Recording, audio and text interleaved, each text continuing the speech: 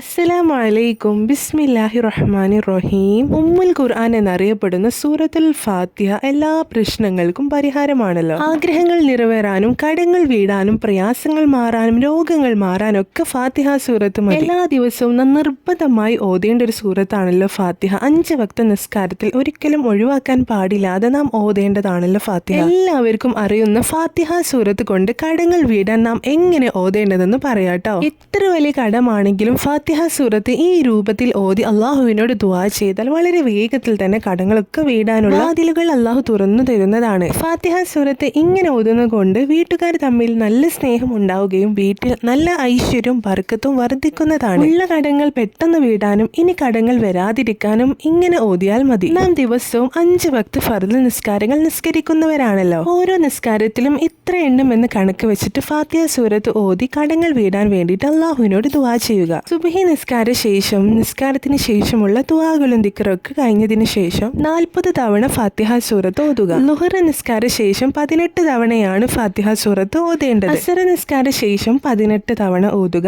മഗ്രിബ് നിസ്കാരത്തിന് ശേഷം 18 തവണ ഓതുക. അവസാനം ഇശാ നിസ്കാര ശേഷം 28 തവണ ഫാത്തിഹ സൂറത്ത് ഓതുക. ഇങ്ങനെ ഒരു ദിവസം 122 ഫാത്തിഹ സൂറത്ത് ഓതണം. ഇങ്ങനെ തുടർച്ചയായിട്ട് കുറച്ച് ദിവസങ്ങൾ ചെയ്തു പോന്നാൽ പെട്ടെന്ന് തന്നെ കടങ്ങൾ വീടുന്നതാണ്. വലിയ തുകയോ ചെറിയ തുകയോ ഒന്നുമില്ല. കടം തന്നെയാണ്. കടം വളരെ ഗൗരവമേറിയിട്ടുള്ളൊരു വിഷയം തന്നെയാണ്. കടമുള്ളവരൊക്കെ ഇങ്ങനെ ചെയ്തു നോക്കുക കേട്ടോ. വീഡിയോ നിങ്ങൾക്ക് ഉപകാരപ്പെട്ടെന്ന് വിശ്വസിക്കുന്നു. വീണ്ടും കാണാം. അസ്സലാമു അലൈക്കും.